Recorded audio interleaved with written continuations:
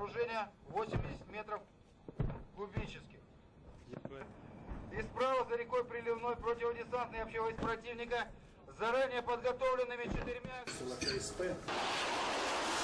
Coalition fighter jets have reportedly struck an oil refinery controlled by ISIS militants in Syria right near the Turkish border. Joining me now on the phone from Turkey near that border is NBC chief foreign correspondent Richard Engel. Richard, with a welcome to you, what can you tell us about this new round of airstrikes? There were 2 airstrikes, actually, the last 24 hours or so, very close to the Turkish border in Syria, of course, against ISIS. Fans of Che Guevara can show off their love with more than a T-shirt. That's right. The Slate is calling this Eau de Révolution. Basically, it's a perfume. It's a perfume. Cuba's biggest producer of herbal products has come up with a perfume to pay tribute to Che Guevara. It's called Ernesto. Now, it doesn't smell like cigars and sweat. It smells like wood and citrus and talcum powder. Good morning. We crossed into Syria from Iraq 2 days ago to meet with a ragtag army that's fighting off ISIS militants. Commander Hussein has just 40 soldiers to combat ISIS.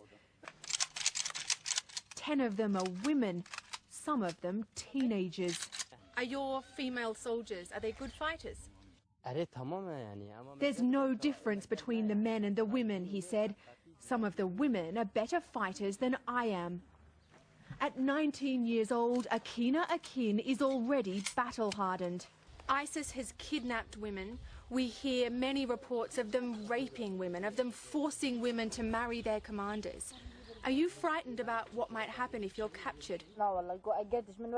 I'm not afraid, she told us. I'll blow myself up before I let them catch me.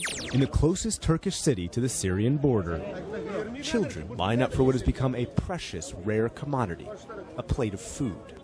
The Turkish Red Crescent hands out rice and soup to needy refugees. Each is Syrian. Each is desperate. 7-year-old Azad and more than 100,000 Syrians arrived here 4 days ago. They brought almost nothing with them. Azad delicately carries the food back to his family. This one tray has to feed 7 people. He and his family fled ISIL brutality. The group posted video of its fighters taking over Azad's hometown, most of which is too gruesome to show. With the help of heavy weapons like tanks, residents say ISIL captured nearly 200 villages right across the border. We saw ISIL, he says. They're killing children, they're killing young men. There's nothing they're not doing.